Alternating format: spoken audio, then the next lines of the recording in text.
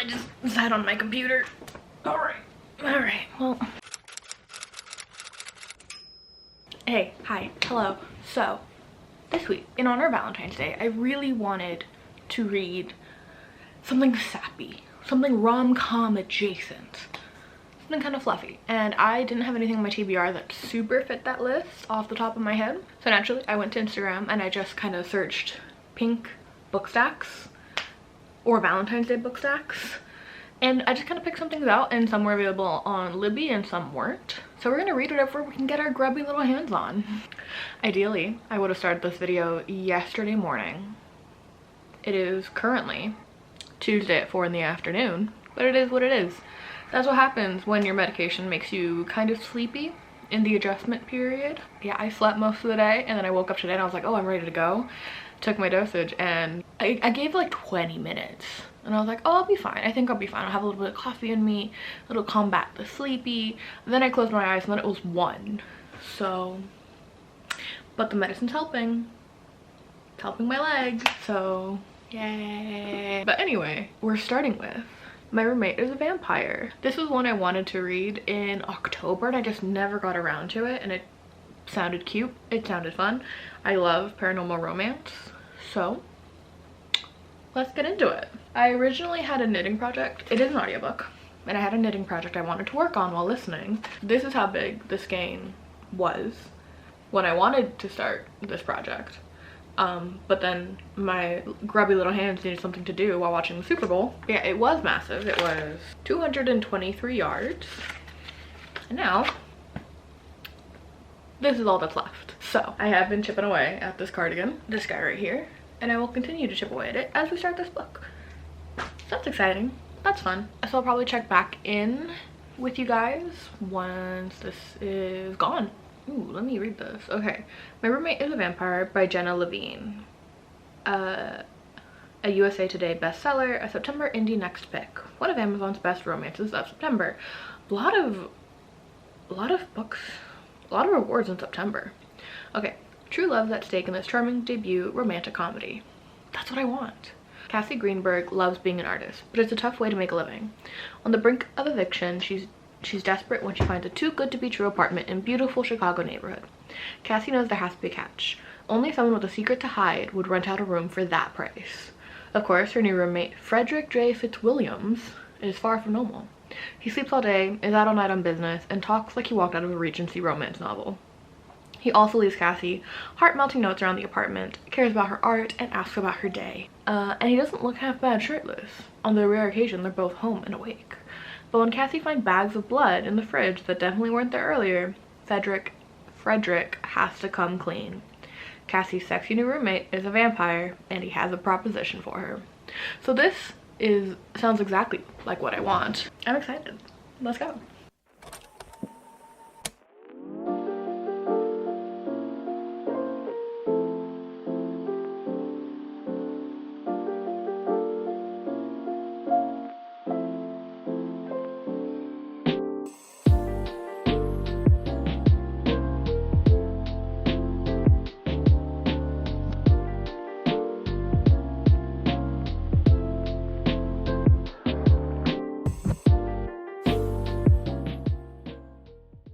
Okay, so I'm checking in. Don't look at my feet. No free feet on the internet. Okay, so I'm checking in much earlier than I thought I was going to. I'm only on chapter 2. I am 36 minutes into this thing, and I'm listening on 1.5 speed, so I am going pretty quickly, but I already love it. It's already kind of scratching that itch that I really wanted, that like it's kind of silly and it knows it, and that's kind of fun. So Cassie is a artist, like we know, and she originally went to school. She has an MFA, Master of Fine Art, and as someone with a BFA, a Bachelor's of Fine Art, I totally understand where she's coming from. Just in general, you know, she is like working part-time jobs left and right, just trying to kind of get by, and she's like aware that she got this really expensive degree and there's not a lot of jobs that she kind of qualifies for. She does like really funky art as well. She mixes sculptures and painting, this mixed media type art, and she studied to be like an art teacher. So that's what we know about our girl. And I love her. I'd kill for her, honestly. She's also in her 30s. She's 33, which I appreciate. I think that vampire stories can only work if the love interest is in their 30s, because then they're fully cooked. They're fully cooked up here. There's no soft bits that they can like glomp onto. And not saying that anyone in their 30s can't be like abused or taken advantage of. That's not what I'm saying at all. But for the story to work, I feel like that kind of needs to happen. I keep looking at this because that's where my computer is, and I'm just looking at the art cover because it's cute. It's really cute. And what I love is that Frederick Fitzgerald, yes, Fitzwilliam, vampire boy. So he's listing a room, $250 for a huge room with beautiful windows in a brownstone apartment. That's unheard of. I would look at that and say that's a scam, and that's the only reason why the room is still available. And I think that's funny. And Cassie herself is like, this is probably a scam, it's probably fake, but I'm getting evicted on Monday, so I have to try anyway. And so she emails him. The emails are incredibly formal. He didn't know how to attach pictures to the listing, so he sends her photos. And they're not like super staged photos. They look real enough. You know, if you've done any apartment searching on Craigslist, you can kind of tell when the photos look too good or they're too bad. So she's like, okay, well, shit, this place looks really nice. It looks like it's straight out of the 50s. Like, she talks about how the appliances are all this really pretty powder blue. And so she thinks, oh, this is just an old man. It's just an old man. He's probably in his 70s, probably doesn't want to live alone. And so she goes to talk to him. Of course, it's the most gorgeous man she's ever met in her life, naturally. But that's where we are so far, and I'm really liking it. It's the right amount of silly. He has a cravat. All vampires should have cravats, just saying. But yeah, so far so good. It's really fun. It's only 9 hours, and I already wish it was longer, and I'm only 36 minutes in. And I do like that this is a total side note, just if Jenna Levine didn't have this detail, it would have taken me out. But the fact that Cassie is like, no, I'm gonna bring my best friend who's a guy, he's gonna come with me. He's also a lawyer, and he's like, oh, well, I can negotiate for you, so you're at a month to monthly, so if this guy really is kind of shitty, then you can break the lease without having any problems, because she's been having problems with past landlords, naturally. So there's like a lot of, this is a very specific scenario of which this could happen, and all the stars have aligned for them to meet, and I eat that shit up. But I'm having a great time. Also, her guy best friend is married and gay, so there isn't going to be like a weird love triangle moment in the third act, which I appreciate. Okay, back to it. Update. Okay, so our vampire man, so Cassie, she's moved in. She's like, this is a weird man. He's very weird, he's very strange, he's very old-fashioned. And he thinks that she's weird, because why wouldn't you dress formal for an appointment? We had an appointment. Why aren't you dressed to the nines? Because he's dressed to the nines. Like, he has cravat. I've mentioned the cravat, but who's here? Give me my glasses, queen. Ah! I got caught vlogging. I'm embarrassed. Ah! Okay, he's gone. Anyway, so she thinks that he's weird but hot, and he thinks that she's weird and that her smile makes him feel funny. But our silly vampire man didn't realize that humans need pots and pans to cook, and he promised her that like the entire place would be furnished, so she threw away her pots and pans. And so she's trying to cook, and he shows up and he's like, what are you looking for? And she's like, yeah, where are your pots and pans? And he's like, ugh. What are you talking about? Pots and pans to cook? Ugh, fuck, my bad. Yeah, they're out for service. They're being serviced, obviously. And she's like, all of them? Okay, I'll go to Target and pick up some new ones. And he's like, no, don't you dare. I promised you this place would be fully furnished. You wouldn't need anything. I will go pick them up for you tonight. Don't worry about it. And she goes, okay, cool. The second she says okay, he bolts out the door. He scampers away. It's great. It's great. He's a lunatic and I love him. It's just silly. He's just a silly man. He's just a silly boy. But speaking of cooking and food, I'm gonna take a break. I'm gonna go help this man who is once again interrupting my filming. I don't have I need to make food. I need your food to make your food. You need the oh, it's in here. Yeah. I forgot. Yeah. That's Howie. I was in a rush because I wanted to come help you, so I wanted to film my clip. You can't help. Why can't I help? You're my little princess. Shut the fuck up. I'm gonna go help. And by help, I mean I'm gonna go sit and look cute. After that, I'm gonna get back to reading. I have made this much progress on the yarn. It's now the size of like a baseball, I'd say. See you after dinner.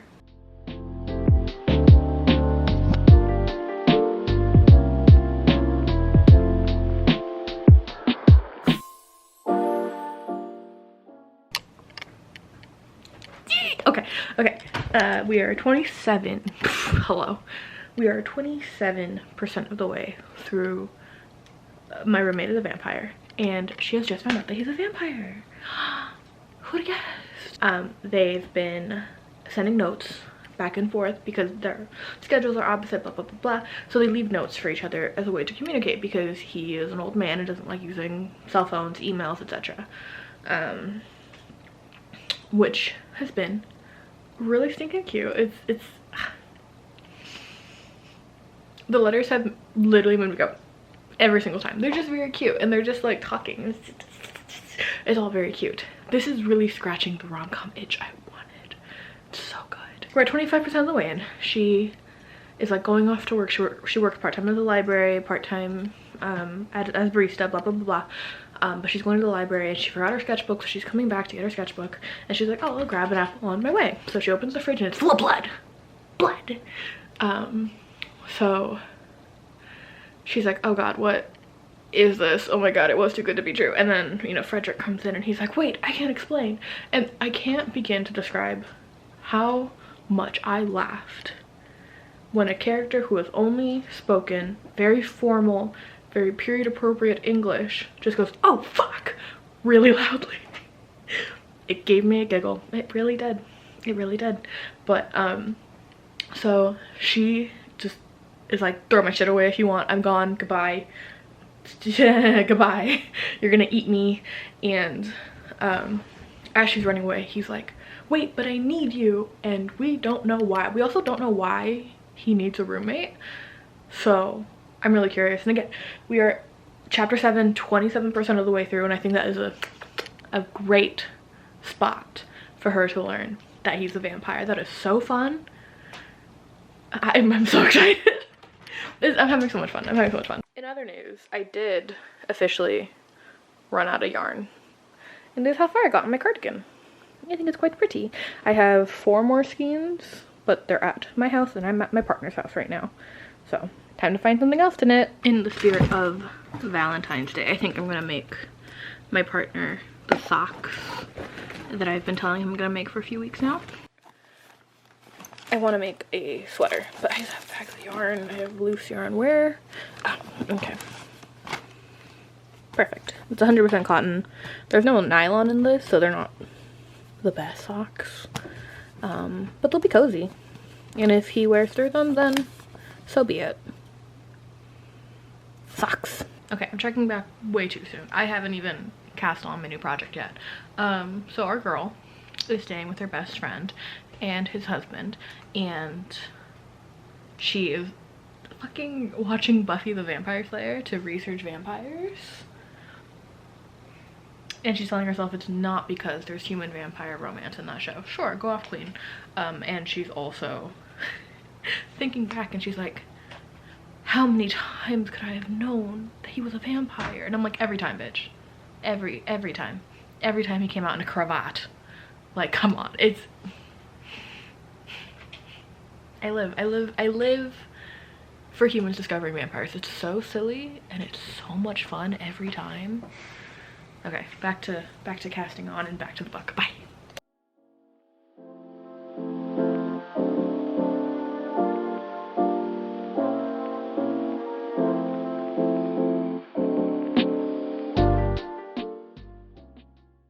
Frederick. Yours, Frederick. Mother. What am I going to do with a cross-stitch that says home sweet home, made from what looks, smells, and tastes like human entrails, Freddy? Why did you think I'd want this? I thought it matched your decor, Reginald. Okay, that's fair. Okay, so I don't know where I left you last. We're now 51% of the way through the book. My hair is officially dry, so I can use my big headphones now. Yay. And I'm this far through my sock. So, updates all around. But, okay.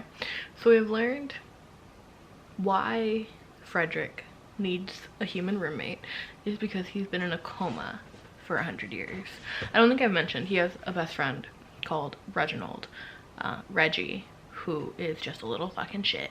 And apparently at a party he accidentally poisoned Frederick and put him to a 100-year coma. Just girly things.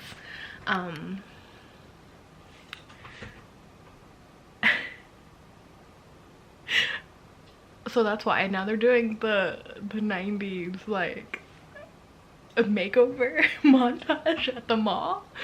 She's like had to try to teach him what social media is, what Instagram is, what do you use Instagram for. He obviously doesn't know, blah blah blah. But he comes out in jeans and a t-shirt and she's like, he's the most gorgeous man I've ever seen, obviously. And he asks, do you want to feel my shirt so I can know, is this indicative of what like type of shirts of this modern era I should be looking for. And if someone tells me, hey, feel my shirt, I grab the bottom, you know, I'm doing this, you feel the softness, you feel the stretch. Tell me why her first inclination she goes up to him and she just starts stroking his chest, just starts rubbing his chest, and he's like, oh, it's so soft. And I'm like, what the fuck are you doing? It's so silly. It's so silly, but it's so fun. It's so fun.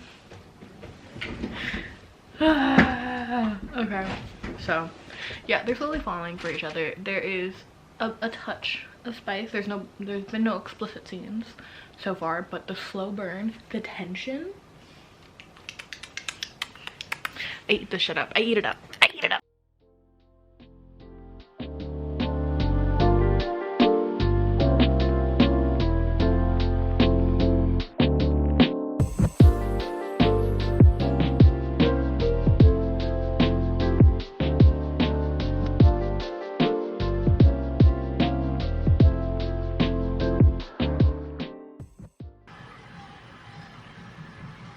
I'm setting up the camera to do another check-in. If you can hear the AC unit, I don't care. It's warm in here. It's sucky. But I was setting up the camera for like a last night check-in. I'm 60% of the way through, and I'm probably gonna put it down for the night just because I need to go wash my face and do my night routine and get ready for bed. It's about 10:40, and I like to try to be in bed by like 11. So I was gonna do 1 or 2 more rounds on the sock cuff. Look how fun. Sock. And then head to bed. But also just filming like a check-in, just gonna be like, oh well, you know, our girl has a job interview, which is really exciting. They're slowly falling for each other, it's really exciting. And then she opens her laptop and the Google search is how to kiss, and I just about lost my shit. This book is so cute. It's very, very cute. They're very cute. I'm a huge fan. Yeah, chapter 13 and probably calling it a night for night. will continue tomorrow.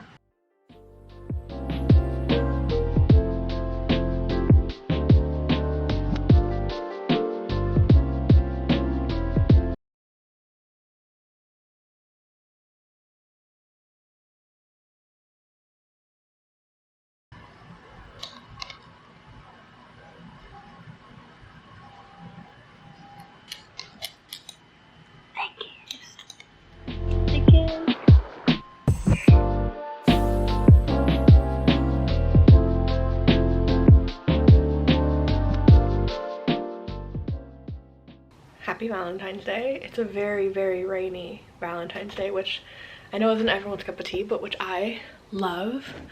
I don't know how much reading I'm gonna get done. It's a little bit later in the day already. It's like, let me check. Yeah, it's 2 o'clock. I don't know how much reading I'm gonna get done today. Wub has made lunch and he's currently making creme brulee, so I'm going to creme brulee. And then we're just kind of watching movies. I think we're gonna watch The Proposal, and then maybe tonight I'll get some more reading done. Very excited to finish My Roommate's a Vampire. I'm really, really loving it so far. But yeah, it's officially Valentine's Day. You might see Wub a little later. You might see the dinner that we're making a little later. I'm very excited about it. But yeah, but for now, I'm gonna go watch The Proposal with my Wub, and I'm gonna go snuggle up and get some knitting done and enjoy the rain. I'm from California. I love rain because we don't get it that often, so it's a very, very fun treat for me, even though others might not feel the same. I'm in a good mood. I love Valentine's Day. I love love. Ah. Gonna get your butt. Gonna get your butt.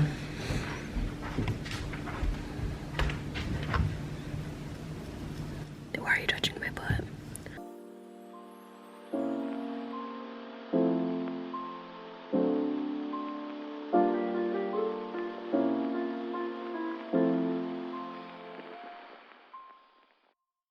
All right, hello, hello, hello. So it is Friday. Last night was Valentine's Day, and I'm sure I've put in some videos and some pictures of what Wub and I did, but it was Valentine's Day and we just wanted to spend time together. We ended up watching The Proposal with Sandra Bullock, The Lost City with Sandra Bullock, and Hamilton. All things that I wanted to watch. But no, it was nice. It was lovely, and since then I did not get any reading done whatsoever. I planned on it like at night as like a wind down to read, but we just ended up laying in bed and talking, and my hip was hurting, and he was rubbing at my hip, and we just went to bed. But it was nice. And if I haven't put in any photos yet, I will do so now. But I am home now, and Wub usually comes with me and hangs out with me here at my house, and he continues to like take care of me because of my hip. But I just wanted some alone time.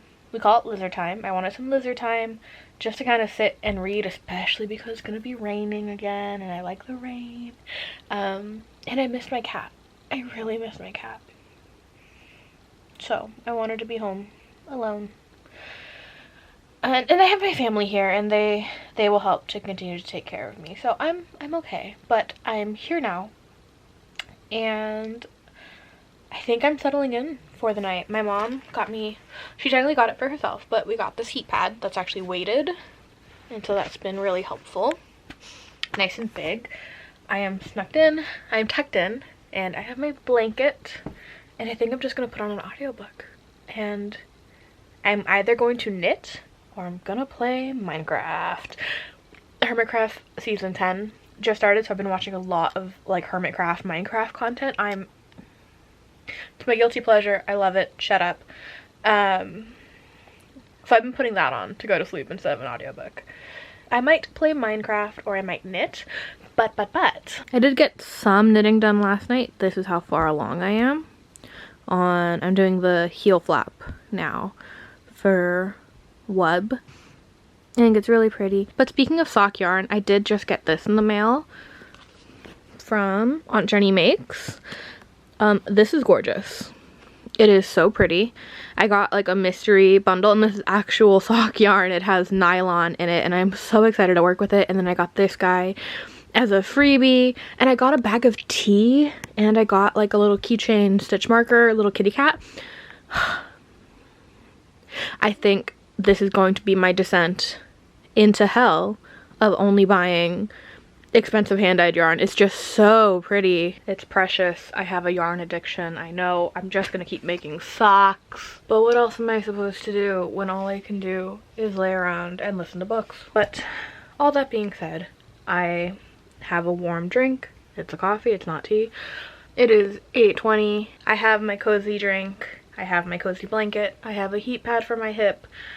I am setting my computer to be an art screensaver. I'm putting on an audiobook, and I am just having me time. I am so excited. You never told me Frederick was such a big Taylor Swift fan. Frederick shuffled his feet awkwardly. I might have mentioned a few things I knew about Taylor Swift to some people in the kitchen. We love a man who loves Taylor Swift. I am just saying. Go off, Frederick. You don't know anything about this modern era, but you know Swift. But you know Taylor Swift. That's fun. That's a fun detail. I don't know last I updated you, but we're in the part of the book where she's actively trying to help him mix with modern society, and like she had to give him a makeover. They're going to a party for the first time. It's fun. It's so fun. It's fun. It's kitschy and cute, and I love it. I love it so far. And there hasn't been any spice. There's been like hints of spice. They want spice, but there's tension. They can't do it. They won't, which I love. I love tension. I'm eating it up. I'm eating it up. I turned and looked at the floor so David wouldn't see me cry. I understand, I mumbled. I'm sorry, David said again, his hand still resting on mine. We're going to be doing another show next fall. You're really talented, Cassie. I hope you'll consider submitting something else when that request for submissions goes live. Okay, I said. I turned to smile at him, but his face was blurry. The tears were threatening to fall in earnest now. Why I'd ever thought I'd be anything but a complete and total fuck-up was beyond me. I would always just be Cassie, the quirky eccentric who couldn't hold a job or even an apartment for more than a few months. The girl who would never achieve her dreams or amount to much of anything at all. For context, Cassie submitted an art piece for a show that a friend of a friend, David, is a friend of her lawyer friend, Scott. He's part of the committee, and he just told her that she didn't get in. And so David, and this is a piece that she was very, very proud of. It's a cottage. It was supposed to be a mansion. It turned into a cottage on the lake, and she uses trash. She uses mixed media where she mixes trash into her paintings. And this time there's a cottage on the lake, and the reflection of the water is like cellophane and tinsel, and it's a take on modern consumerism, which she was incredibly proud of, but the committee thought it was too abstract. And she was just so heartbroken. This entire book, this is like what she's been working on. She was so excited. She's like, it's a great idea, and it sounds really pretty. I would love to see if someone did an artistic rendition of this. I think it's really pretty. But her immediate, God, I'm such a fuck up. Why did I think I could do, I need to pause my game. Why did I think I could do this is just, oh my God, I felt that in my heart of hearts. Like that hit me. I didn't think that she wasn't gonna get in. I don't know why this surprised me so much. I think it's because like I see her as a friend, you know, I'm rooting for her. I'm like, oh, of course you're gonna get in. You're so good. But like, oh my God. And her life was just on the up, and she's like, no, I'm such a fuck up. Why would I even think? Oh my God. Oh, it hurt my heart. It hurt my heart. And I really hope that she gets into the next show. He's telling her, he's like, no, they thought you were talented. They thought you were good. You submitted too late. That already people picked out. And it hurt my heart. It hurt my heart. If you ever have that thought of, God, why did I think I couldn't do anything right because I have no control of my life? Let me be the first to tell you, you have so much control. You're okay. Bad times will pass. You are not a fuck up. You are not a fuck up. You are doing the best with the situation you have. And no matter what, anything can be fixed. Anything can be painted over. Anything can be patched. Anything can be fixed. You are not a fuck up. Something I have to tell myself sometimes, but I thought I'd share that with you because that moment hit me really hard. That was her first initial, like, gut reaction. Ah! Excerpt from Chapter 17 of Making Love to Humans in the 21st Century, a definitive guide for the modern vampire. Author unknown. If you have read this far, you now understand the full extent to which sexual mores and expectations have changed since the era when everyone simply pretended to wait until marriage to have sexual intercourse. There are certain acts your 21st century human lover will likely expect that may catch you by surprise if you have not engaged in sexual congress in some decades. This chapter describes several of the most popular modern methods for bringing a human to orgasm using... I think it's time I put my headphones on. I don't have the transition for this. I do not care. I need this to be in the vlog. Frederick? Other vampires have super abilities. Flight, turning into a bat, turning blood into wine, blah, blah, blah. You know what Frederick can do? He spawns a citrus fruit when he's nervous. Pop! Pineapple. Pop! Persimmon. What? What? What? So, one, I finally got my tripod arm out so you get to see all the curls absolutely sticking up. Whatever. I am so tired. It is 10:47. I'm very tired, but I just finished My Roommate is a Vampire. I know that's not the reaction you want when someone finishes your book. It's just okay. I really liked it. The entire time, oh my god. The entire time Frederick is like turning down this woman named Esmeralda. They have an arranged marriage and he's like, I don't want that. And then of course he falls in love with our girl Cassie, and so he is super anti-marriage. He's like, I'm not into Esmeralda. I do not want to marry her. And she keeps sending gifts. The family keeps sending gifts. The family's like, but you do want to marry. She's like, no. That's been going on the entire book. The climax is on the day that Cassie has the interview. No, I just got blown up. Okay, hold on. Sorry, I didn't close my Minecraft. You're a little lower than I would like, so don't mind me being like, hey, how's it going? But there's the only tripod I have, so anyway, it's good. I like the book. I think it's very fun. I had a lot of fun reading it. I was really excited to get back to it when I wasn't reading, and it filled my heart with the rom-com vibes. It's the right amount of silly, it's the right amount of serious, the right amount of steamy. It's cute. The only downside, I think, is the climax. The entire time Frederick is turning down this woman, Esmeralda Jameson? Yeah, Esmeralda Jameson. They've had an arranged marriage for years. He's been in a 100-year coma, but even before then he was like turning a new leaf, and he's like, I don't want to do an arranged marriage. And the entire time, even before he met Cassie, he's been turning down the gifts and the letters, and he's like, no, not for me. And the climax is the Jameson family kidnaps him to try to force him to marry Esmeralda. Okay. This is just like a sudden turn. You know what I mean? Whew, okay, we're going. We're in the high-speed chase. But the way it's resolved, he's missing for a chapter. He's missing for a few days. We do get like some longing because he's writing letters. He's writing letters to Cassie being like, my love, how I miss you. Not my love. But he's like, my darling Cassie, how I've missed you, because they've already like banged at this point, which was steamy. It was good. I'm not gonna lie to you, it was good. The right amount of steam, the right amount of sauce. Anyway, I'm tired.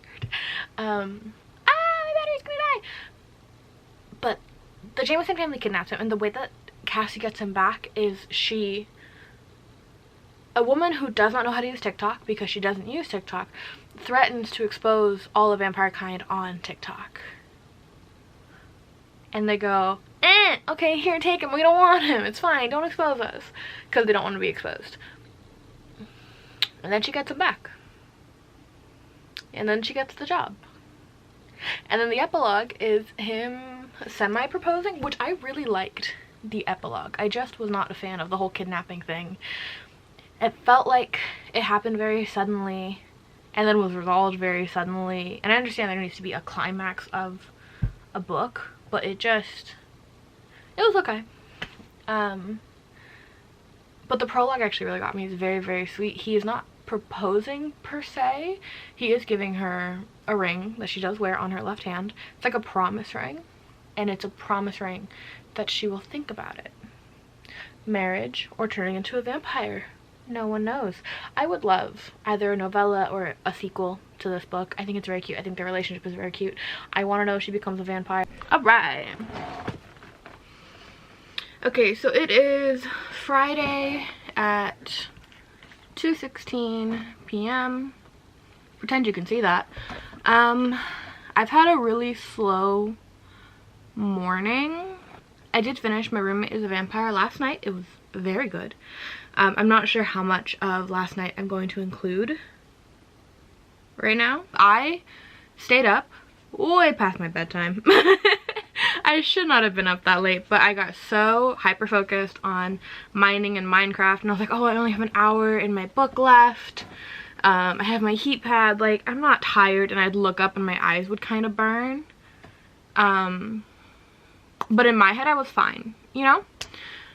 So I stayed up way too late, which means I slept in way too late, and I did still wake up to take my medication on time, but unfortunately my medication has the side effect of drowsy, and if I don't get up when I take my medication, I will sleep till 1, and sure enough, I slept till 1. So I'm a little groggy in that oversleep kind of way. And not only that, I think I actually slept till 12, but I stayed in bed till 1 because I woke up, all of my joints hurt and my hip was killing me. So I've had a slow day today, ladies and gents, and everything in between. Yeah, I've had a real slow day today, which is fine. I'm up, I've gotten dressed. I'm wearing the same sweater as yesterday. Is it dirty? No, it's just a weird lighting thing. Okay. I was like, I just washed this. This is my partner's sweater. And he's not here he's been like my caregiver for the past like 6 months. And he's not here to be my caregiver. But instead I have his sweater. Yay! And I'm wearing my beanie. I made this beanie, fun fact. It has a bit of a heart pom-pom, kind of, sometimes from certain angles. It's supposed to be a heart. I made this to wear on Valentine's Day, and then I freaking forgot to wear it on Valentine's Day. So I'm wearing it today. 1, it's cold. 2, I like wearing it because I made it and I'm very proud of it. Look how cute. I really like it. I'm very proud. But anyway, I'm fully conscious now. I'm fully awake. I've cleaned off my desk. I'm probably going to catch you up on how the book ended last night, because I did finish it, and then we're going to talk about what I'm reading next. So, My Roommate is a Vampire ended weirdly. So I really liked the book. I liked the aesthetic, I liked the environment, I loved just the vibe. Felt really good to me. It was funny, it was witty, it made me laugh, it was the right amount of steamy. It was good. And then the climax came, and then the climax happened, and I just wasn't as big of a fan of it. I'm not saying that we needed like a sword fight or anything, you know. And we do get, like, while he is imprisoned for like again, it happens over the course of a chapter. While he is, like, a chapter or 2, while he is imprisoned, we do get these longing letters that he's writing to his lost love, his dearest Cassie, and I'm like, that's fun. All right, cool, give me that. And I just wanted a little bit more, like, prolong it a little bit more. But for the length of the book,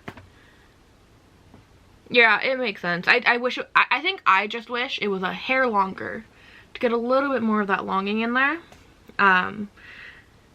And make the meeting, it's funny that it's in a house in the suburbs in Illinois, and the neighbor is like, the neighbor stops Cassie as she's walking up to the house to like confront them. He stops her and he's like, "You're here to buy drugs," and she goes, "I'm here to talk to them about their internet." And he goes, okay. You know, and like that setting is kind of funny. It's funny that they think the vampires are drug dealers because the windows are all boarded up. I just kind of wish that the confrontation was a little longer. And again, it could be because I was reading it on double speed. It could be. I don't know.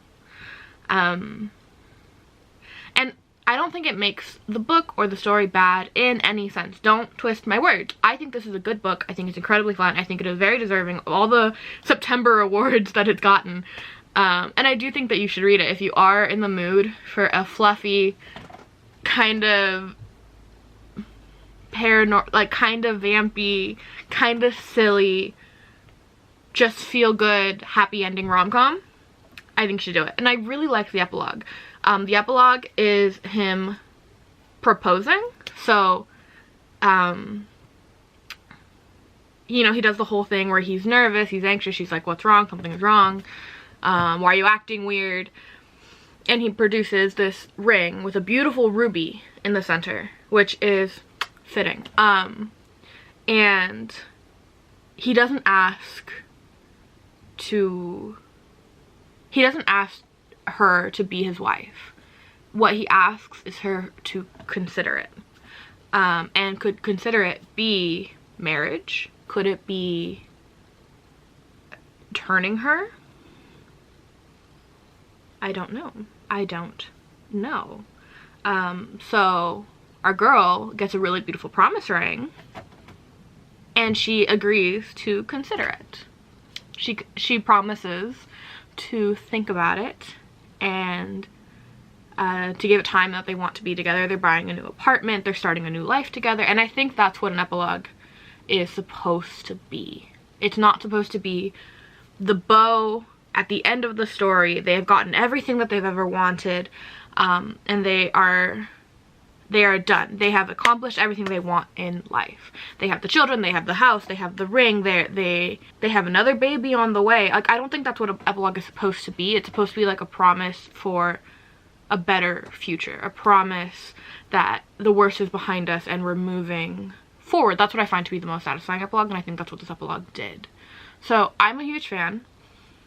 I haven't done my official rating. I'm assuming it's probably going to fall in at like a 4, maybe 4.5, maybe a 4.2, 4.2, 4.3 feels right, but I haven't written out the actual Cop-Pile rating system yet. But yeah, next on my list is, hold on, let me get it. I'm the one who pulled up the camera. I should have also pulled this up in preparation, but I didn't. We get to do this together. This is fun. Boop. Yay! So the next thing on my list is The Neighbor Favor.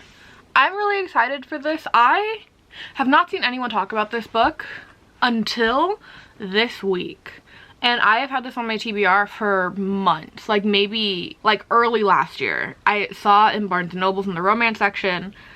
It wasn't even a forward-facing book. It was one of the spines, and I saw it had a black person, and I went, fuck yeah. I try to find romances with people of color on the cover, especially interracial couples, because I'm in an interracial couple. But so I saw it and I was like, before I even read the back, I took a photo and I was like, this looks cute and it has people of color, so I want to read it. And then I went back and read the description. A shy bookworm enlists her charming neighbor to help her score a date, not knowing he's the obscure author she's been corresponding with, in this sparkling and heart-fluttering romance by Christina Forrest.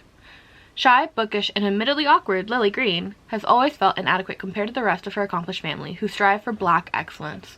She dreams of becoming a child's book editor, but she's been frustratingly stuck in a non-fiction division for years without a promotion in sight. Lily finds escapism in her correspondence with her favorite fantasy author, and what begins as two lonely people connecting over emails turns into a tentative friendship and possibly something else Lily won't let herself entertain, until he ghosts her without a word. Months later, Lily is still crushed, but she's determined to get a hold of her life, starting with finding a date to her sister's wedding. And the perfect person to help her is Nick Brown, her charming, attractive new neighbor, who she feels drawn to for reasons she can't explain. But little does she know, Nick is an author, her favorite fantasy author. Nick, who has his reasons for using a pen name and pushing people away, soon realizes that the beautiful, quiet girl from down the hall is the same Lily he fell in love with over email months ago. Unwilling to complicate things even more between them, he agrees to set her up with someone else. Though this simple favor between two neighbors is anything but. Not when he can't get her off his mind. That sounds really cute. I'm not usually a fan for stories where the main character is a writer. Personally, that's a personal grievance. That's just a personal rule. But it got me. I don't know why. Something about a second chance romance got me, and I'm really excited. And like I said, I had not seen this book anywhere. It was a photo in my camera roll from months ago, and as soon as I pulled it up and got it on Libby, I started seeing it everywhere. So, not saying that I influenced the rest of the world, but maybe I did. I can't say it with a straight face. Anyway, that's what I'm gonna listen to next. I'm gonna work on my journal entry because I do want to do a reflection over the past week, because the past week has been a little bit of a blur with new medication and doctor's appointments, and I just want to like process that. So I'm gonna do that first, and then I'm gonna start the neighbor favor, and I think I'm gonna work on my socks for my partner for Web, because I still need to make these. They're technically his Valentine's Day present, but he knows of them because I had to measure him, and also he's seen me working on them because we're together 24/7. But look how pretty they're coming out.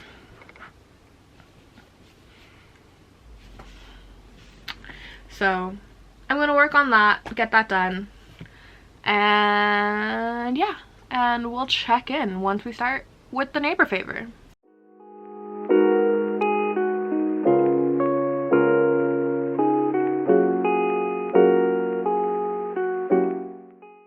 Penguin Random House Audio presents The Neighbor Favor by Christina Forrest. Read for you by Keeler Lee and Malik Rashad. Dual POV! For my literary work wife, Allison. Cool.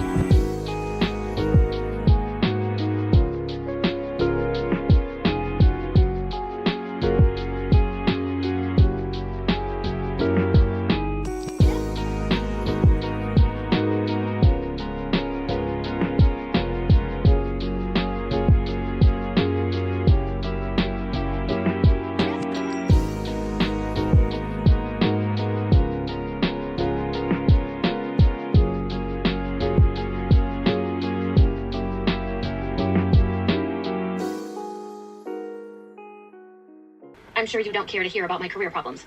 You don't even have to respond. In fact, I hope you don't, because it will see. Okay, hi. I'm in chapter 1, and they start emailing right away, which is totally fine. He's one of her favorite authors. She occasionally Googles his name, looking for, like, maybe he's going to, you know, write a sequel or something. Totally fine. She finds his website and emails him to let him know that, like, hey, glad to see you have a website. Your book kind of changed my life. Thank you. But she's a little delirious from heat from being stuck on the subway, which I've been there. It sucks. And I had to pee the entire time, and I was holding my pee for so long it physically hurt, and the person next to me said, hey, are you okay? And I went, yeah, I just really have to pee, and someone laughed behind me. So, you know, me and Lily, one and the same. Anyway, no, they start emailing back and forth right away, which makes sense for him because he's kind of lonely, it seems. He was living with a family in Amsterdam. We don't know why. He was sent on assignment. He was doing a report of some sort. We're not that far into it, so I'm not sure. But it makes sense that he would email, but why is she emailing so friendly? You know what I mean? And it was starting to, like, okay, this kind of, you know what I mean? And because they're very friendly. She's telling about job interviews, and she just emailed me like, oh my god, I'm so sorry. I did not mean to be presumptuous that you would care. Kind of acknowledging that like, hey, this has got kind of weird thing to do. We're strangers. Which I super appreciate. I think that it was important to kind of have that. If not, I was like, this is really starting to bother me that they're just right away talk so freely. I don't know. Maybe I just don't trust people. That's very possible. I don't trust people. To just be like giving away information about like your job and shit. I don't know. It's okay so far. I'm only like 30 minutes in, so I'm not at the point where it's like, but we'll see. I do think it's funny that her name is Lily. Her sisters are Violet and Iris. I think that's kind of cute, but yeah, we'll see. Okay, I lied. I now kind of find her endearing. So, excuse me, I just scarfed down a Costco hot dog. So she emails him being like, hey, sorry, this is inappropriate, I shouldn't be doing this. And then kept rambling more about her job and got more into detail, and then emailed him again being like, yeah, you know how I said, yeah, I shouldn't be doing this. Yeah, I don't know how I ended up doing it anyway. I'm so sorry. And she's really embarrassed, and it's really cute, and he says that there's nothing to be sorry about. Because, again, he's kind of lonely, and outside of his agent and his boss at the travel agency, she's the only one who kind of emails him consistently, and so he kind of, like, enjoys hearing from her, which is cute. That's how pen pals are made, you know? And he then goes on to tell how he goes on to tell a story. So she's been telling the story about how she wants to work in children's publishing because of the book that he wrote, and how she's an editor for adult fiction, and it's really grating because the subject material is really sad. And he's like, no, I totally get you. And he talks about publishing Elves, the book that changed her life, and how sometimes it only takes one yes, you know, keep interviewing, keep applying, because he was told that he was never going to get published, and then he did, and you know, ultimately it didn't work out for him because he never got paid his full advance. He signed a really shitty contract. The publishing agency that did publish him went under that same year, all that. So they're like really getting into the thick of it. They're really getting to know each other. Part of it, I think, is that they're both kind of lonely, and part of it, I think, is because they're both black. They see something in each other, you know what I mean? So the emails weren't working for me at the start, and now it is. It is. I get it. I do.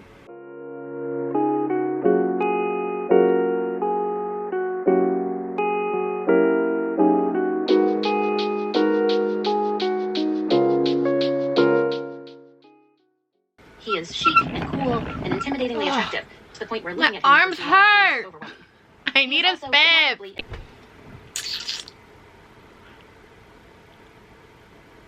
On the trend of Percy not liking any of love interests in rom-coms right off the bat, he doesn't like cats. Red flag.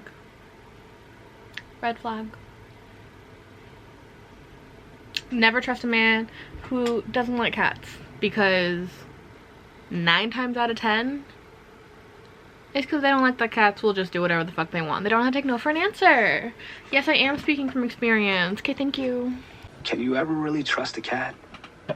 Tomcat is probably plotting your demise this very minute. Stinky. From Lily G. To N.R. Strickland.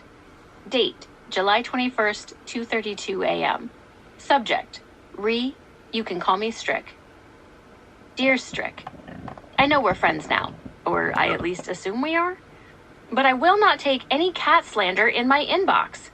Cats are beautiful, majestic, intelligent, and unique creatures who get such a bad rep. Tomcat is the sweetest, cuddliest pet. He loves to plop himself down in a warm and willing lap. If you ever met him, he'd surely change your mind about cats being... Go off, queen. You tell him. I hate to already be popping in again. He does apologize for the cat slander, which is fine, I guess.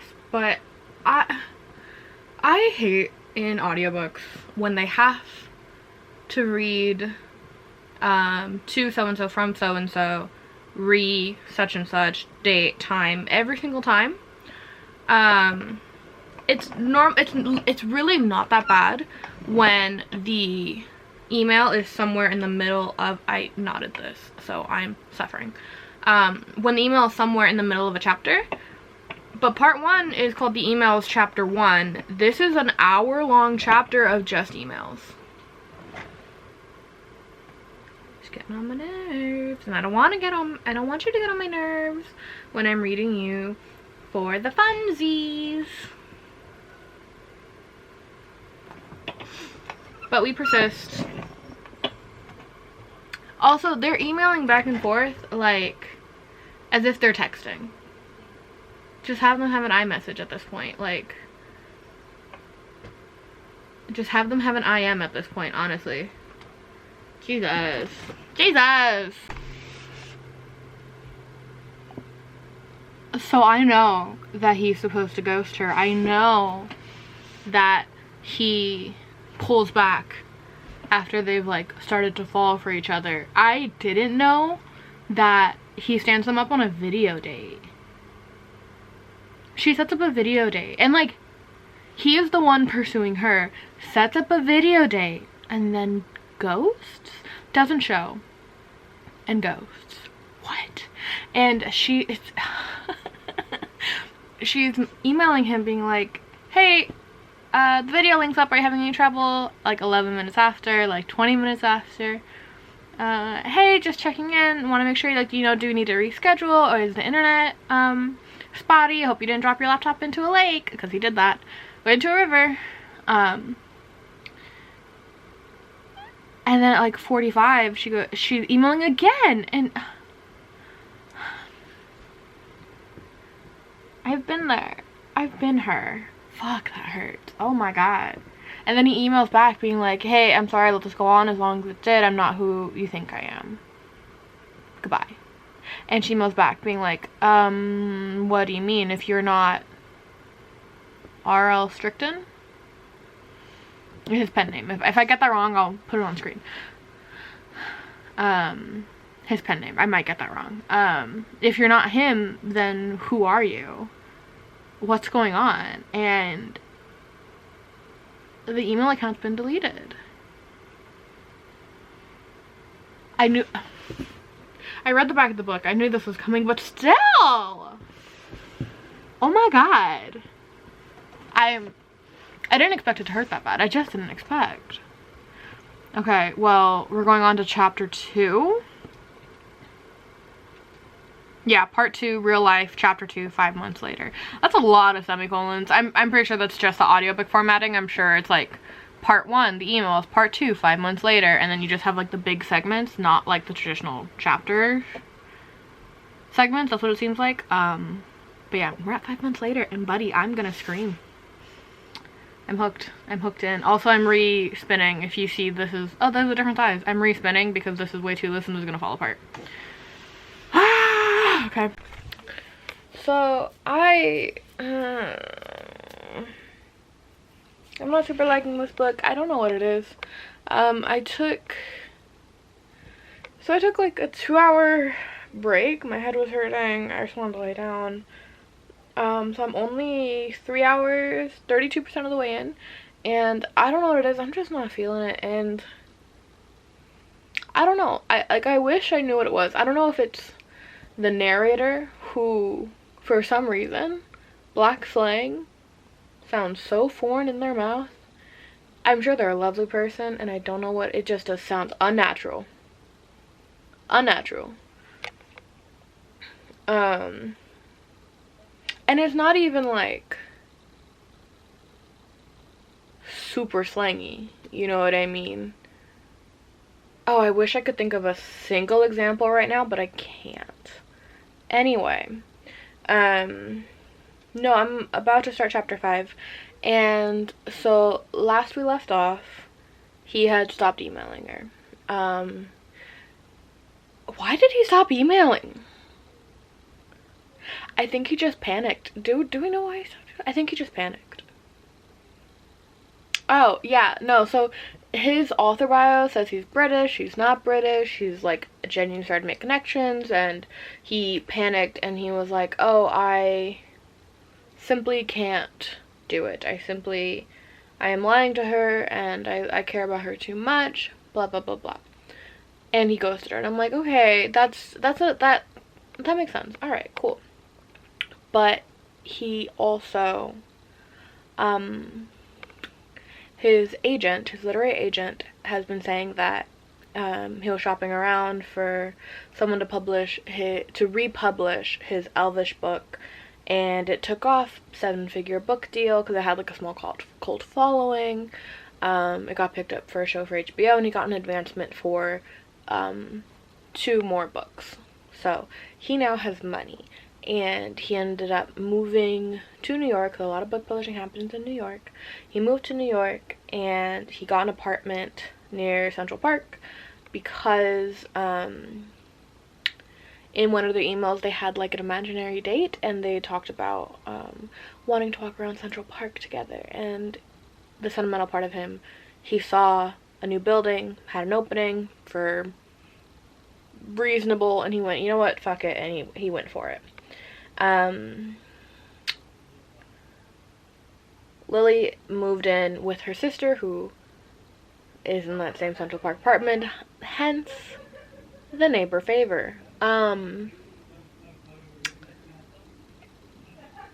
thing I don't like is that they seem inexplicably drawn to each other. And when I say inexplicably, I don't mean like, oh, they'll have one-off conversations and something just clicks, you know, maybe they laughed at a similar joke in the elevator. No, I mean they have only seen each other. And are like, I know that person. And I'm all for over-the-top rom-com-y situations. Seeing a person who you have never... Seeing the face of a person who you know but have never seen the face of before, that's a weird way to say it, and you're like, oh, I know them, before hearing them talk is not it. It's not it. It's like a little too unbelievable, and I don't know why that's the case. As someone who loves paranormal romance and is all for magic, and I think it's just because this is meant to be just like contemporary rom-com. But no, I have something in my eye, oh my god. Everything's pissing me off today, and I don't know what it is. We're about to start chapter 5, and he just found out it's her. Okay, a choice. Does that feel too soon to anyone else? We're on chapter 5, and I know chapter 1 was an hour long, and all the other chapters have been like chapter 5 is 9 minutes, chapter 2 was like 20 minutes, like 32% of the way in, and he knows that it's her because he saw her tattoo. Okay. Interesting. Also, the reason why she's inviting him to the wedding is because she made a bet with her sisters that she could take care of herself because they keep trying to set her up with someone. Okay. Yeah, no, so we're all caught up, and I don't know how I feel about it. I don't know how many more updates I'm gonna have for you guys, because it's just not... Unless something strikes me or gags me, I don't know how many more updates I'm gonna be giving you. We'll see. Also, this I thought was weird. He has made friends with 2 other people in the building, Henry and Yolanda. They are now dating because of him. And so they just saw him talking to Lily. This was right before he like puts 2 and 2 together and storms off. But they come up to like, oh, well, we were gonna go to lunch. we were gonna go to lunch and we wanted to invite him to lunch and we thought we'd invite the two of you. They don't know Lily. She doesn't know them. What do you mean? And what do you mean it's finally nice to meet you? I thought that was weird. I really thought that was weird. Because I'm like, they haven't spoken. It's not like they've had like a flirty relationship and they've known each other's names. They haven't spoken. This is the first time that they're speaking. Also, they made out. He realized it was her. He darted out and she calls after him into the hallway. Hey, my sister's getting married. Do you want to come to my wedding? Again, this is all much more indicative of they've had more chitty chat. They've had more interactions. They've had more talking with one another. Did I miss a chapter? I don't know. I don't know. Stop moving, camera.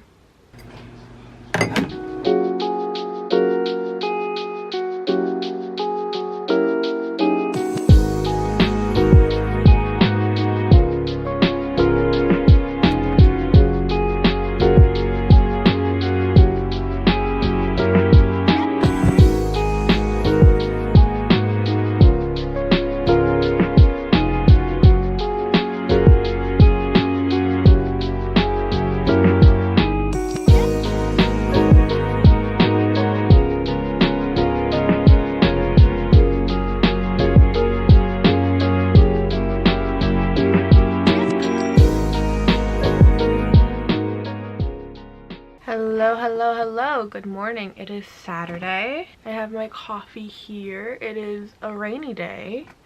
It's not even fully rainy, it's just kind of overcast. If it starts to rain, oh, I'm gonna be hyped. I'm so excited. So it's Saturday, which means it's the last day of the vlog. So hopefully my goal for today is to finish the neighbor favor and to finish one sock. 2 socks in a week was a little ambitious given it was Valentine's Day. I knew for like a day and a half I would be like preoccupied. So 2 socks was very ambitious, but 1 sock, I can do 1 sock. So yeah, let's get into it.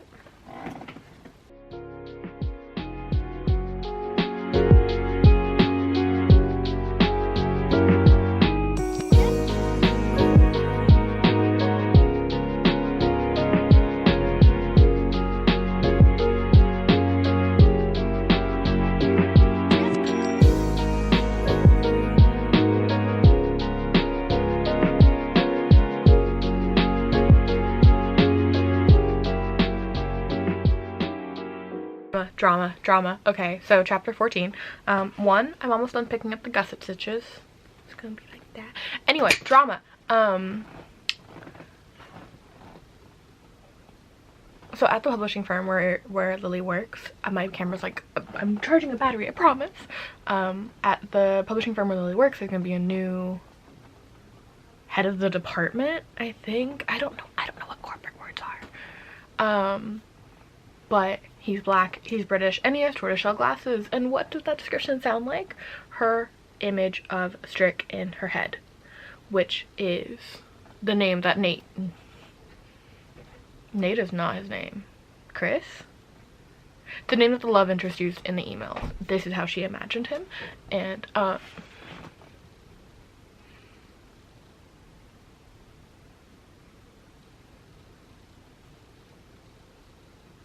drama, juicy drama.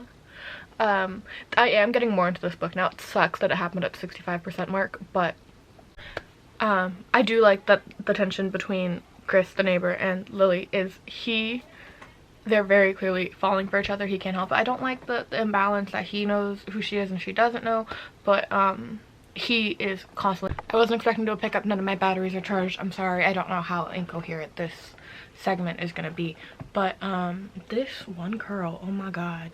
But yeah, the drama of Oliver showing up. He's from their publishing house for the UK branch, and he's coming to help again. I don't know what corporate language is. I'm an idiot.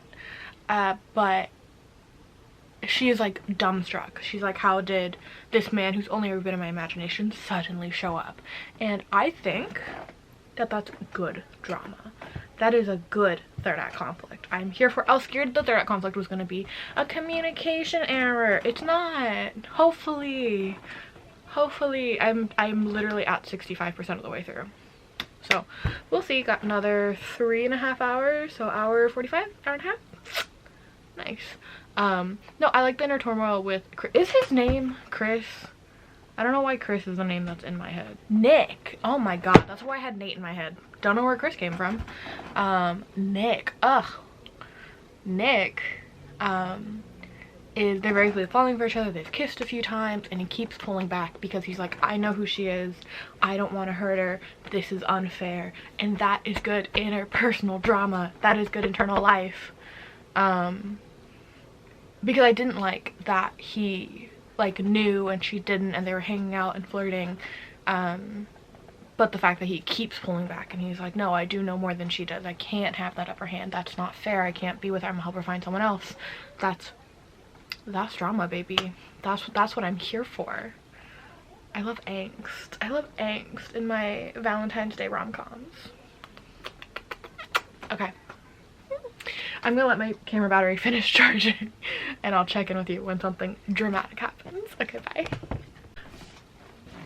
Okay, so Oliver, which is the English guy who looks like Strick in her head, luckily is very different. So she's like, no, I can't. They're totally different people. He's an athlete,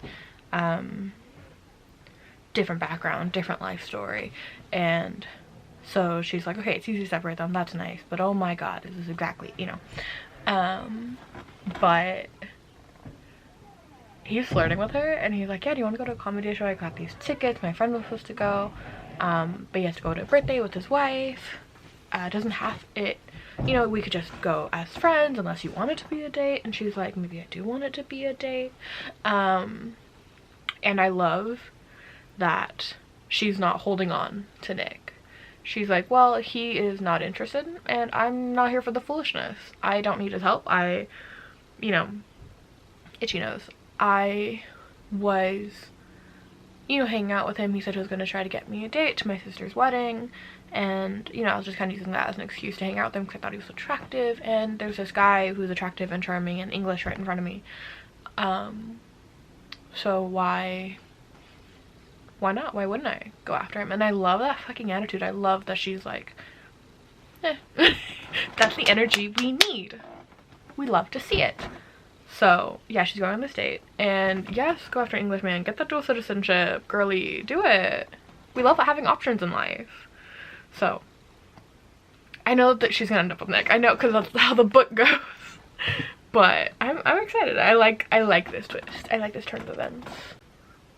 I'm sorry to be stopping so often, but this got me. Her cat, Tomcat, if you don't know, I have a kitty cat. But her cat, Tomcat, got sick and had to go to the emergency room. And if you've ever had to take a pet to the emergency room, it's very, very stressful. And so she's sitting there crying, upset, trying to do paperwork, and he's just, you know, comforting her or whatever. Luckily nothing was wrong. He just ate one of her earrings and he pooped it out right away, which was, you know, but it's $500 because the emergency vet is very expensive. I took my kitty cat to the emergency vet when she was a kitten. It was $800. And she's like, I don't have that kind of money. And Nick immediately was like, I got it, here, take it, pay whatever you need. And I'm just like, it's just really sweet. And as he's like holding out his card, he is like, yeah, it was really, he's thinking, he's like, damn, how is it so hard for me to buy myself furniture? Because he's living in an almost empty apartment. He is scared that, this is a very traumatized man. He is scared that the good things in his life get taken away, and he has this new nice apartment, and he's scared to furnish it because what if they decide to take away the book deal and then he's left with all this furniture and nowhere to go. So he's still like, he has like a secondhand chair, the cheapest IKEA bed frame, etc, etc. And he's thinking, he's like, how is it so hard to buy myself a bed frame? But when it comes to Lily, I'd give her all the money. Like, I would pay for anything that she needed. Anything. And it reminded me of my partner that really got me, and I just wanted to share that moment with you. I'm fine. It's fine. I'm fine. Oh my god. He told her, and she ran away, as she should. So our girl got an interview with a friend of a friend who is a children's book publisher. She wants to be a children's editor, very specifically, to get more children's books with Black protagonists, which I love. I love that. I love that that's like one of her driving motivations, genuinely. Like, everything in her work life is she's like, if I just stick it out, I can help change someone's life. I love that. As someone who grew up reading books, I love that. And as someone who wanted, who would have killed for a young child slash Hispanic book, a young child slash YA book, to have a Hispanic protagonist that wasn't stereotypical. I love that. I love it. I love that.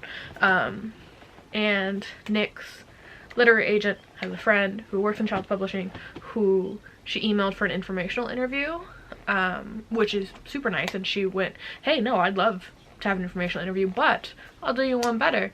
We're expanding and there's a position opening for an editor. Send me your resume. And my girl's like, yes, which I love. I'm so happy for her. But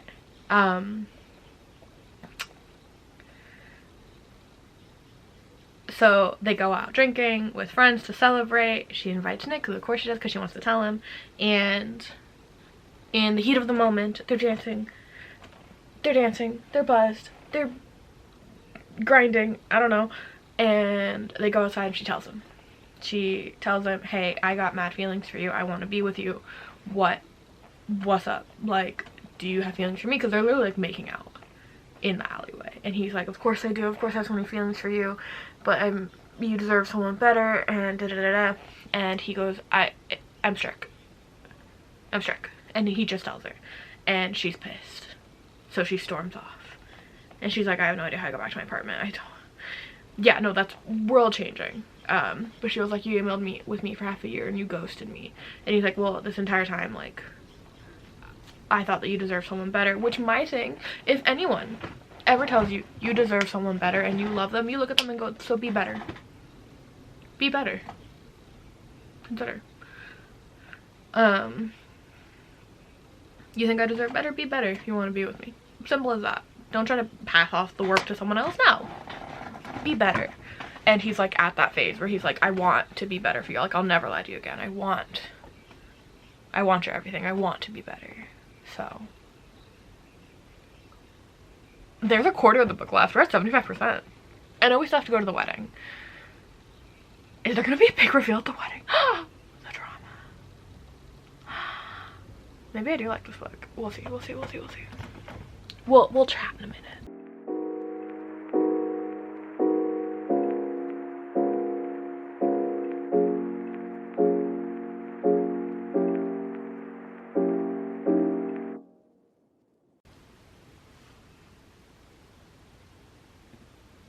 Yay! I need to trim my bangs. Is it worse with the bangs down? Maybe. But now I look like a thumb. Hey, hi, hello. So it is 11:04 at night. It's 11:04 at night. I'm tired. I did finish the book. So I had family come over kind of out of nowhere. So I spent 5 hours hanging out with them because I love my family. What can I say? I did try to have like an AirPod in when people weren't talking to me and trying to finish the book that way, because I was just kind of laying on the sofa playing on my Switch or knitting my sock. But yeah, it's hard to hang out with your family when there are incredibly vivid sexual acts being described in your ear. So I didn't get super far while my family was here, but I did finish it, and do I like the book more or less now that I finished? I think I like it more. My knuckle hurts. Oh my god, why do I look like that? So I think I like it more. Yeah, I think I like it more now that I have finished it, because I like the ending. So I don't know where we left off, but he tells her and he is like, I will give you space. He kind of doesn't, and he kind of does, which I actually really like the detail. So we'll get there. I really liked that detail. But you know, he tells her, she's like, I need space, and he's like, I totally understand. And he lets her go, and she has to kind of grapple with this on her own, that he's been lying to her, that he's known this entire time since he saw her tattoo on her foot, etc, etc. And so they do get together. It's like, and it's like a couple chapters where they're like, I don't know, should we, shouldn't we, I don't know if I can trust him, blah blah blah blah blah. And him, in his respect, he does like give her space, but he also, in the middle of the night, in my dreams, he panics and remembers of when he had to help her get something down from a shelf because she didn't have a stool and that her cat was sick. So he went out and got anti-nausea medication for the cat and a stool, because the thought of her ever being in want distressed him. And then he like showed up to her house and was like, here you go. And she went, okay, thank you, bye. And he went, yeah, no, you're right, bye. And then he proceeded to give her space, which I just think is really funny. It's such a human thing to do. It's so funny that he's like, no, I'll give you space. Immediately shows up the next day with presents, and then is like, nope, this was wrong, I'm actually going to give you space now. Which was cute. It endeared him to me. No, she like realizes that she loves him and she does want to be with him because she knows him. You know, she knows him inside and out. And her sisters make a really good point, because she was like, oh, well, we're fighting, and she doesn't super tell them why, because they assume that they're dating, you know. Her sisters assume her and Nick are dating. And they ask, you know, why are you mad at him? Is it something that you think is worth forgiving? You know, did he hurt you? No. Is it something that you think is worth forgiving? Yes. Then we'll stand by you no matter what decision you make, you know? Really validating her feelings and also giving her space to make the decision as an adult, and showing their support because they do trust her judgment, you know? So I really like that. I like that they didn't try to intervene. They just showed support. I was like, yes, go off, queens. And so they get together. She does forgive. They get together. They bang. It's a little spicy. It is explicit. And I'd say it's like a 3 on the spice scale, like a 2 or a 3. Like it is spicy, but it's not like pages and pages and pages. It's a tasteful amount of spice. I really liked it. What else? And so the big climax of the book is not a miscommunication. It's not them, you know, will they, won't they. It's, they both kind of have their own things come up, which I thought was really interesting. So he gets a call from his parents. His dad is in an accident. This entire time he has been running away from his past. He does not talk to his parents. They are not close. He does not feel safe with them. And he's just been kind of running away from them, and he gets a call that his dad was in a car accident, and he kind of has to decide, do I stay or do I go? And he does go to see his parents. And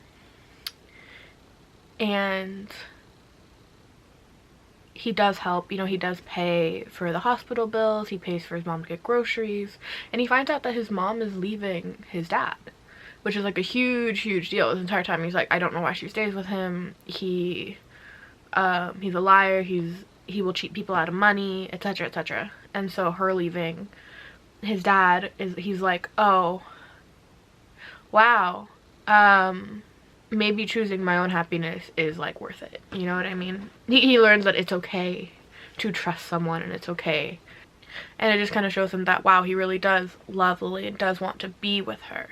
You know, it's not like a commitment out of obligation, it's a commitment because especially in these hard times, he's like, man, I really wish that she was here, which is sweet. I really like the realization, and also the tension of he's trying to call her to be like, hey, can we talk, because they like had a bit of a little bit of friction induced conversation over the phone, and he's like, can I call you, like, I just really need to talk to you. And she's like, yeah, fuck, my phone's dead, and I can't find a charger anywhere. They don't have a charger at work. My charger at home, I just can't find it. My cat chewed it up. Okay, where's my sister's charger? Oh my god, why is her room a mess? Oh my god, why is my family here? Like, she's like, I just need to call my boyfriend, guys. Which is, I really like that you know that they both want to tell each other that they love each other, and they can't they can't say it because they don't have communication. It's fun because it's not a point of conflict. It's just a point of tension of, it's coming, you know? No. Yeah, he ends up telling her at an event for like for the publishing industry, for the publishing agency. He said he wasn't gonna go to the event, and then he did go to the event, announcing that he is N.R. Strickland. He, you know, unveiling the mask of his pen name. He's like, it is I. Shit, I really only came here to talk to my girlfriend, and now everyone wants a speech from me. And he makes a bit of a speech, and he's like, I'm sorry, I came here to find someone very important, and I have to go. That's also a big deal for him, you know. And then they run and they hug and they're in love and blah blah blah.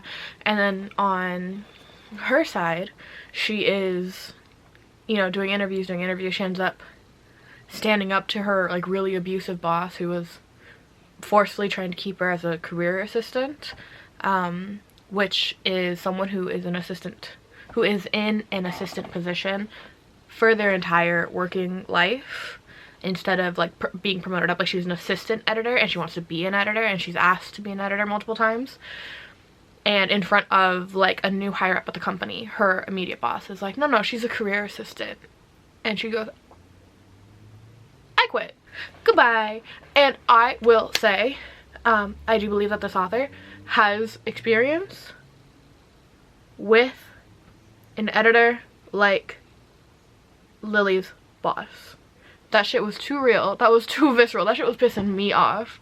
Oh my god. So that was fun. But yeah, she quits. She gets this job working as a child fiction editor, which is very, very sweet.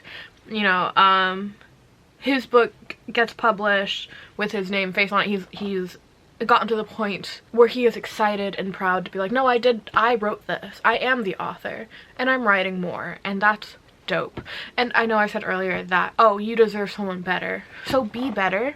He made that choice himself, where he's like, I love her, I want to be with her, she deserves better, I want to be better. And then he does, and he ends up going to therapy to work out his daddy issues, which is like,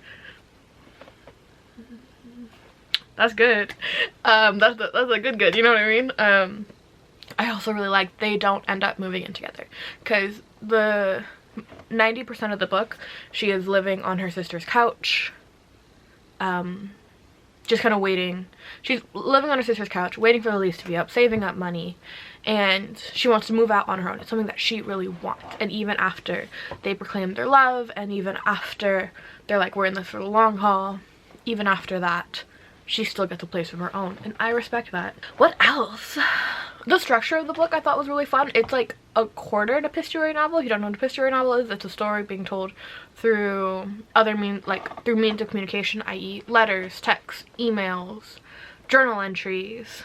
And so for the first, like, I want to say like 10%, it was an hour in a 9-hour audiobook.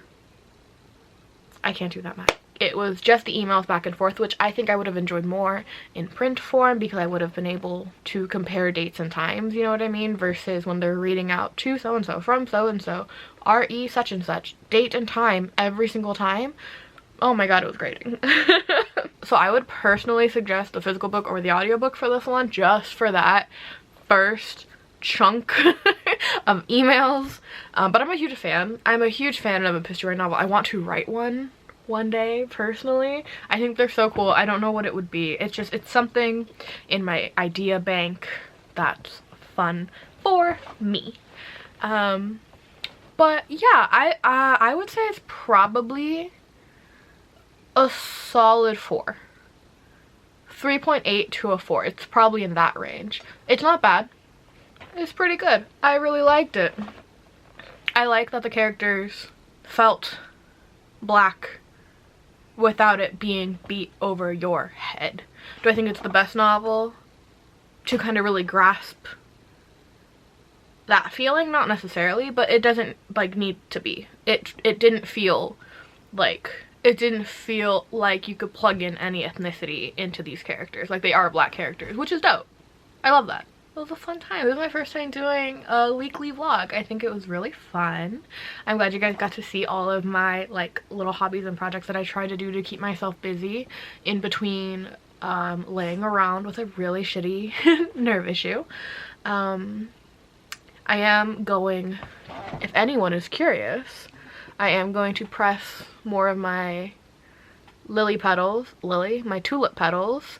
I want to try to grab one of the bulbs that's not as open as the rest of them and press the full bulb. I don't know if I'll be able to because they're getting kind of delicate, but yeah, if you want more vlogs like this, if you want to hang out more with me, go ahead and click subscribe. I got more bookish content. I'm currently working on another reading vlog. It's going to be a little bit different. It's not going to span the entire week, and it's not going to be as Valentine's Day lovey-dovey themed, so sure, stick around for that. I also want to do some more writing vlogs. I need to start working on my next book. My first one is out. I need to start working on my next one, so I got shit to do, and you're coming along whether you like it or not. Yes, that is a threat. Thank you, bye. And this is as far as I got in the sock, by the way.